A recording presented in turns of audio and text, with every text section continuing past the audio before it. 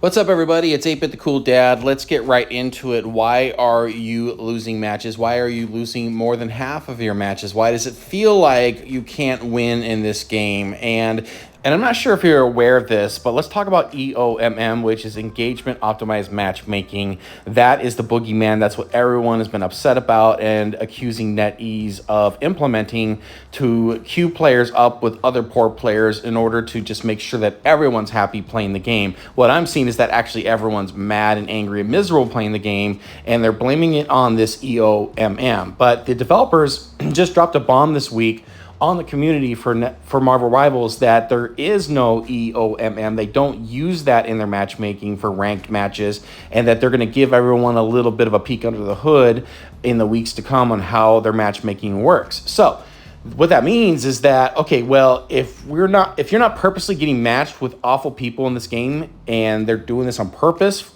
to you, then there are a ton of other reasons why you're not winning these matches. And I'm going to go through all the things that can go wrong in this game that people do. I've done some of these things. I'm trying not to do some of them. And you're going to see a lot of people do these things. And at the end of the video, I'm going to list a few things that you can do to help mitigate this and minimize this, right? So that you have a better chance to win. Let's get into it. So this is my data analysis, in my opinion, based on the experience with this game. And I really believe this to be the truth. So I'm putting a chart up on the screen, and this is a representation of all the players right now who play Marvel Rivals at this point. And as you can see in this chart, 90% of the players who play this game are awful, and 10% of the players who play this game are actually decent and do or don't do the things that I'm going to list later in this video. So if you look at the next chart I'm putting up, and this is a scattergram version of that chart, your likelihood when you're at matchmaking to be queued up with some of these 10% good players is actually pretty low. It's kind of a crapshoot, you know, when you throw the dice in a casino, right? It's probability. It's a numbers game, right? So if there are not that many good players in the pool, then you just have to hope that if you're solo queuing, you're going to end up on a team that has some of those 10% of actual decent players, versus just being mixed in with a bunch of awful players. That's just the reality of this. So what makes people a bad player? And I'm going to get into that list right now. And the first obvious thing is that there is a skill issue. I don't think skill is everything in this game. You can be mediocre at skill. I actually consider myself like mediocre, maybe a little bit above mediocre. I'm by no means like this amazing skilled player that can pull off nonstop accuracy headshots, okay? Just keep that in mind as I talk here. But I love this game and enjoy playing it, and I just love to talk about the game. So there are skill issues, right? And if you can't aim and just point your, crosshairs in the direction of where you need it to go to heal or to attack other players, that's an obvious skill issue. And yes, I do see that. I've seen punishers that can't hit anybody whatsoever. All right, so there is an obvious skill issue, but that is actually the tip of the iceberg, right, that you see above the water. And now I'm going to go deeper. The next thing that makes players really awful at this game is they can't use their cooldowns effectively. They blow all their cooldowns, and they do it at an inappropriate time. And so when it comes time to save themselves or counter another player, they've already used their cooldowns and they have nothing to attack or defend themselves with. A lot of this game is managing cooldowns and watching how other players on the enemy team use their cooldowns and timing those as well. So there's a lot to just observe and get into the mindset and pay attention and start to track and get a sense for when it's the right time to use that character's cooldown. And I'll get into that a little bit later as we talk about balancing teams and team composition and characters. But cooldowns are everything in this game. Well, they're almost everything in this game, and so you really need to be careful with those. And there's just people who go out and they don't know what they're doing. They just shoot their main weapon and then just burn all the cooldowns over and over again without any type of strategy, and that's why you're most likely going to lose the game, having people like this on your team. The next one I have here is people don't understand counters and team composition. So I did mention that just a few seconds ago. So this is actually one of my biggest pet peeves when I play this game. So if I get into a match, for example, and we've got, let's say, a Magic or Thing or Hulk or someone diving us big time and I'm trying to heal, it would be great if someone on my team can use Penny, or they can use Iron Fist, or they can use Wolverine, or they can use Wanda, or there's other characters in this game that are good at countering dive players, right? And just switching to a character to do that would make a huge difference. But no, people want to play the character they want to play, and they just don't want to switch to counter the other team. And this never comes up. Like, no one ever talks about this in the times that I do use game chat, right? And I'm really big on that. And it's why I actually think DPS is probably the most important role in this game, because you are more versatile as a DPS player. There are more characters to choose from, and so many of them are actual counters to other characters. And if people don't understand this, and let's admit it, most of them don't, then they're not going to play really well, and your team's not going to do very well, because let's say you're going to have some flyers in your team, going against your team, and no one in your team knows what hit scan is, or are using characters with hit scan that are good at shooting down flyers, right? They're just playing Squirrel Girl or something like that, and they can't shoot people in the sky very easily, and then Iron Man sits there the whole time uncontested and just destroys your team. That's the kind of stuff I'm talking about. Okay, the next thing is they stagger your team. So people go out there and they die, and then they respawn and run back out and die again, and no one sits there and waits for the rest of the team to group up and get into the battle together. And so you've got this 6v4, 6v3 the whole match, right? And your team can't seem to win in a single battle because your tank just keeps running out ahead of everyone else, and your healers are the last to die and the last to get back out there to heal everyone, and that's when you have a staggering situation with your team. The next thing I see people do is they don't communicate. I mean, that's pretty obvious, but this is a team-based game, and people should communicate by, they don't have to use the microphone per se, at least they can ping other players on who everyone needs to focus, or just use the chat and type in some strategies maybe between the rounds, just some basic stuff. It doesn't take much, but the lone wolves out there that don't talk to anyone, that don't try to communicate, that hurts your team as well, and the team that does communicate is going to have a huge advantage, all right? The next thing I see that drives me absolutely crazy are the one-trick ponies, all right? The people who just play this game, they play one character, that's the only character they know, and no matter how bad they're being countered or how bad the match is, people are telling them to switch, they're just going to keep playing that same character. And I know a lot of you have experienced that, and it's so frustrating. And yet at the same time, when I have been critical of one-trick ponies, I've had absolute just let's put it this way, I had to shut down comments on the Instagram post about this because people just kept coming out of the woodwork to flame me and argue with me and call me names and stuff just because I said, one-trick ponies are never going to reach high rank in this game, and they really got upset about that. So there's a lot of people out there who really believe that that's the way to play this game, but this game is rock, paper, scissors, right? One has an advantage over the other. There are counters, and people need to understand that. All right, next thing people do to ruin the game is they throw tantrums, right, and sabotage the game. They refuse to switch players, like I mentioned before. They disconnect from the match. They sit there in the spawn. They just do things in the game on purpose because maybe they didn't get to play the DPS player they wanted to play. And I am singling out DPS players for a lot of these things because that seems to be the majority of what people want to play in this game. And I've seen the majority of people who play DPS players who don't get to play their DPS player, they start throwing a tantrum, or they start trying to ban another player that on the team that's choosing a character that they can't play or they don't want them to play. There's just all kinds of tantrums that I see with people playing this game, and so it's just really annoying. All right, that actually, speaking of DPS, there are too many DPS insta-log hogs. That's another problem with the game. I'm going to create another video about the shortage of tanks and why I believe that to be the case, but let's just face it, no one wants to play tanks, and now more people are playing healers and supports, strategists. But for the most part, it's still mostly at least 3 DPS players on most games, even in ranked. Everyone wants to play DPS, and I get it. There's a lot of cool players. They have cool cooldowns, and they're fun to play.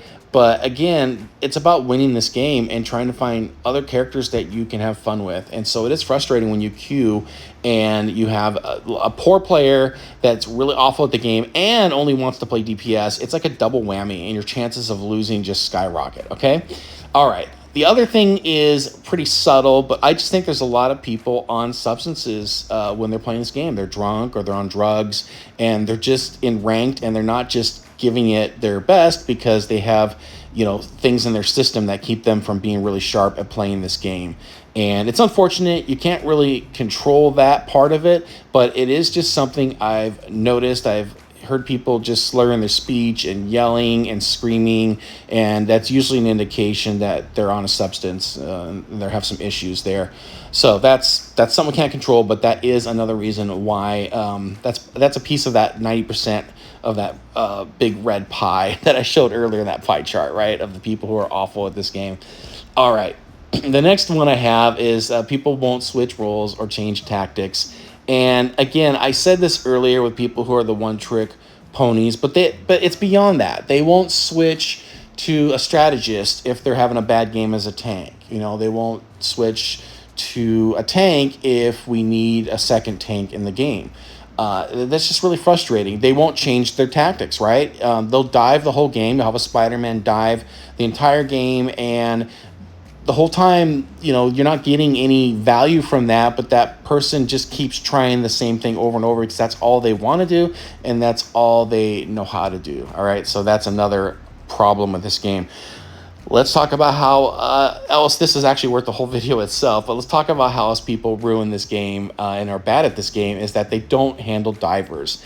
People dive in this game. I don't care what anyone says about the dive meta. At some point, people say, well, the dive meta is dead. No, it never died, okay? As a strategist, I play games all the time, and there's always a Magic or a Black Panther or a Spider-Man or a Hulk or a Thor or a Thing or someone in my face when I come out of spawn, and they just run right by my team, and my team just thinks that everyone else is going to handle it, right? But then it ends up being me, the strategist, who has to fend for my life to escape or try to take him down or do whatever I can to stay in the fight. But it's really frustrating.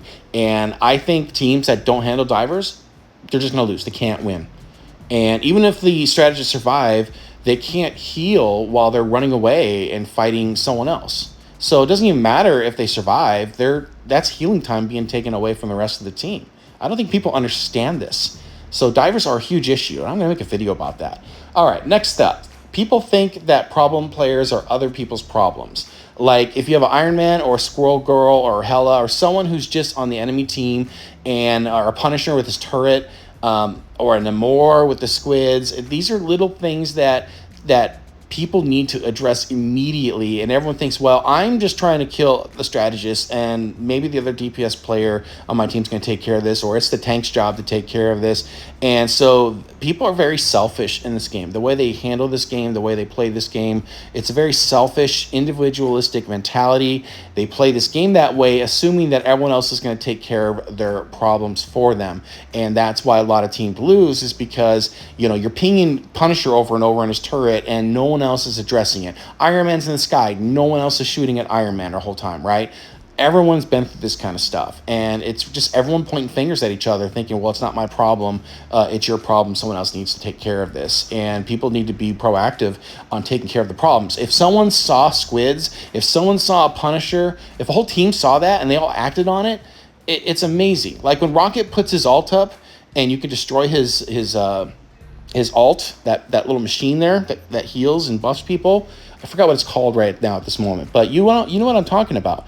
If I've seen teams just obliterate that piece of machinery in like 2 seconds, that's a good team. They know what to focus on, and you need to play with players like that or be a player like that, and everyone just needs to approach the game that way. All right, okay. The next thing people do is they play this game like Call of Duty, right? They're unfamiliar with a team-based shooter, and they think, well, I'm just going to get out and shoot other players, and that's all this game is about. And there's no nuance of control or map or all the other things I've been talking about. It's just I'm going to go out and try to destroy people and characters, right, and get kills. And that's all people want. They want that KO on the screen. And it's very short-sighted, and when people play that way, they miss like everything else going on in the game, and they cause a lot of the problems that I've listed already. But there's just still a lot of people who don't play this game like a team-based shooter like they should, all right? All right, the next thing bad players do with this game is actually something I made a whole video about, and it's that concept of just giving up too easy and surrendering. There's people who just like, I can't beat this other team, I'm not having a good game, I'm just going to move on to the next match and just quit, right? And it's unfortunate because they're missing one very big component. Well, there's two things. One, they are not learning how to get better at the game. Because if you can't play against good players and understand what the problems are and solve these problems, you're never going to get good at this game. You're just going to stay in the lower elos and be upset and want to surrender. So I actually hate quitters, and I hate people who try to surrender in this game. Now, if someone leaves and they don't come back and it's a 5 versus 6, I get that. There's situations like that where it just makes sense that it's unwinnable. But when people just give up because it's hard, the other players are good, my team isn't good, and it's just really frustrating. And I don't like to see the people try to surrender. There's no advantage of it except for just people wanting to move on to the next failure that they're going to be taking part in. I don't like that. And the second thing is that it just teaches people to quit in life. And life is tough, and people need to have this mentality that you shouldn't give up. And you can learn, and you can get better, and you can improve yourself, and you don't win if you don't try. And too many people just want to play the victim and just give up on things, and that's a huge epidemic with players, maybe even the younger generations, that they give up. So I don't like that. People treat ranked like quick play. That's another thing that irritates me. And what I mean by that is they play characters that they'd never played before. We had a match where someone wanted to play the Human Torch, and we're like, well, are you good with the Human Torch? And he's like, yeah, he's the best character. Well, we looked at the match. We lost the match, first of all, and we looked at his record after the match. That was his first game playing Human Torch, and this was a Grandmaster lobby. So it's unbelievable how casual people are in ranked, trying different characters out and trying different things out that they really should be practicing in quick play, and that's really annoying. Okay, so now that we know all the awful things people do to ruin this game, and that makes them really bad players at this game, how do we combat that? How do we increase our odds of winning? So I've got a few things to tell you about this. The first thing is to stack up. Now, they've limited how many people can stack up on a team together, but at least having 3 people all the way up to Celestial is better than solo queuing, because you have other players on your team that are good, and that they're willing to switch and flex and play different roles and do whatever it takes to give your team the advantage. They communicate well. You're going to have a huge advantage, and your chances of winning are much higher if you can find some good teammates. I know that's easier said than done, but that's really important. It is a team-based game, so people should play together. They should find friends that are good at this game and enjoy that competition together. There's this toxicity that I actually list in my other video on this playlist about the 13 toxic traits of Marvel Rivals. This is one of the toxic traits in the overall Marvel Rivals community, is that solo queue is the only flex, and it's the only way to show that you're good at this game. And I think that's absolutely ridiculous, and I don't like it that people think that the only way to play this game well, or to show people that you're good at this game, is to play by yourself and rank up. I think it's easy to pick up this game and play it on my own, and Season 2, I did a ton of solo queuing, and it was just awful.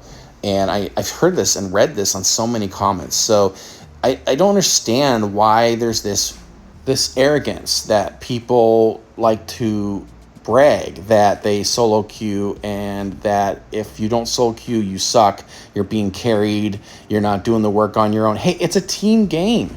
It's a team game. You can't do everything on your own. You can't carry a team for the most part on your own. And if you're playing this game and you're decent at the game and you have other good players, then guess what? The game's going to be easier for you to play because you've got other good players on your team. So the whole solo queue thing is nonsense as far as I'm concerned. It's not that I'll never do it. I just don't like people punching down on others who want to team up and find other good people to play this game. There's just arrogance and toxicity, right? That's just what it is, right? Everyone sees this. Anyhow, I've said enough about this. Find good people and stack up. Also, the next thing you do is review your matches. If you have a match that went really wrong, take a little bit of time to watch the replay of the match and see what you did, see what your teammates did. If the enemy kept just destroying you, see what they did and try to emulate what they did and see if that makes a difference. A little introspection and reviewing this is top level coaching. This is what the coaches talk about. This is how they help people move up in ranks in this game. So it's really important to take the time to review a match or two and just see what you can learn from that. You can practice also and learn several characters. I think that just goes without saying, but I'm going to say it anyways. Just take the time in quick play to get Lord on characters. I like to focus on getting Lord on characters that are great for countering other characters. So for example, I'm a Lord Iron Fist. I don't usually dive with Iron Fist. I'm actually Lord Iron Fist to fight off Captain America and the Thing and the Hulk and Magic. I destroy them with Iron Fist, and I don't see people do that a lot. But again, it's a counter. It's about doing what it takes to give you the advantage to win the game, right? So yes, practice other characters, learn other characters. The final piece of advice I have for you is this game, it's mindset. It's how you approach the game. It's what you think about. It's how you deal with it emotionally. And I get it. I've gotten really upset playing this game with other players. And when you see people making mistakes and affecting the game, it's really hard not to get upset. But really, there's so much to this game and the psychology of keeping your cool so that you can focus on what it's going to take to win the game and help your team win the game. So a lot of this, again, comes back. This is where it's good to be individual. This is where it's good to have an individual mentality, is when you're focusing on what you can do to help your team, what you can do to get better. That's a great individual mentality where you're focusing on yourself with the purpose of being on a team. If your purpose to get on this game is to learn as much as you can, get as good as you can, and then additionally help your team win, if you're thinking about your team at all, if you're thinking about what the other players on your team are going through, that's a huge advantage. And that comes in through in how you play. That also comes through in how you talk to people and how you treat them in the chat. And positivity and encouragement goes a long way in making sure that your team stays on the opposite end of the spectrum of getting tilted, right? That they are focused and having fun and knowing exactly what they need to do to beat this team. And it's night and day. And that's why some matches you just feel like you just can't win. And some matches you feel like you're on top of the world because there is something going on emotionally and mentally with the players as well. There is that aspect to it. I'd love to hear your thoughts on all this. If you don't agree with me on something, please share your opinion. I'd love to have a discussion with you about it here. Thanks for listening to this. I hope to see you online playing this game, and please like and subscribe to this channel. It'd make a huge difference to me, and we'll see you all next time.